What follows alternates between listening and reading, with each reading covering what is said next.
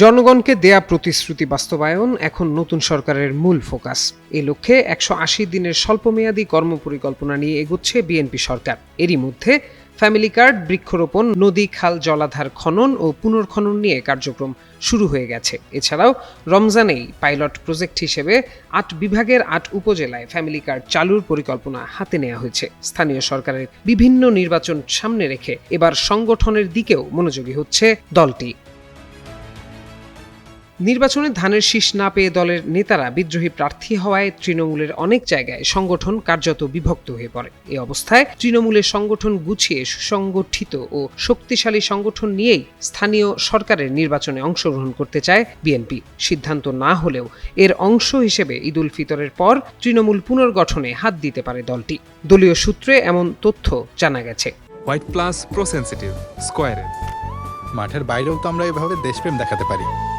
ত্রয়োদশ সংসদ নির্বাচনে অর্ধশতাধিক আসনে বিদ্রোহী প্রার্থী হয়ে দলকে চ্যালেঞ্জে ফেলেছিলেন ধানের শীষ প্রতীক না পাওয়া বিএনপি নেতারা। যদিও বিষয়টি সহজেই উতরে এককভাবে 2/3 আসনে বিজয়ী হয়ে সরকার গঠন করেছে বিএনপি। তবে নির্বাচনে এত সংখ্যক বিদ্রোহী প্রার্থী হওয়া নিয়ে চিন্তিত দলটি। তাই এর প্রকৃত কারণ অনুসন্ধানে নামছে বিএনপি।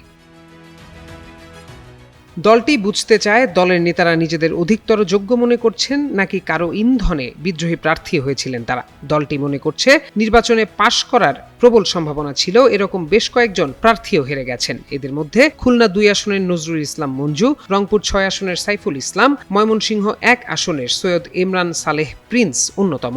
ধানের শীষের এমন প্রার্থীরা কেন হারলেন এর কারণও জানতে চায় দল। তাই এই দুটি বিষয় নিয়ে বিভাগীয় সাংগঠনিক সম্পাদকদের মাধ্যমে শিগগিরই কার্যক্রম শুরু করতে যাচ্ছে বিএনপি।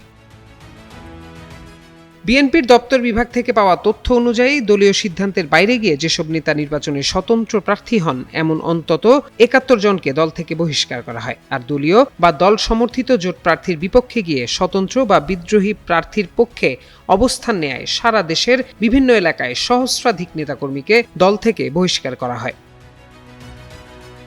বিএনপির সাংগঠনিক কর্মকাণ্ড প্রসঙ্গে দলটির ঢাকা বিভাগীয় সাংগঠনিক সম্পাদক কাজী সাইদুল আলম বাবুল গণমাধ্যমকে জানান, সামনে স্থানীয় সরকারের নির্বাচনগুলো পর্যায়ক্রমে হতে থাকবে। সুতরাং দলকে গুছিয়ে সুসংগঠিত রাখতে কাজ করবে বিএনপি। প্রত্যয় দাস, যুগান্তর নিউজ।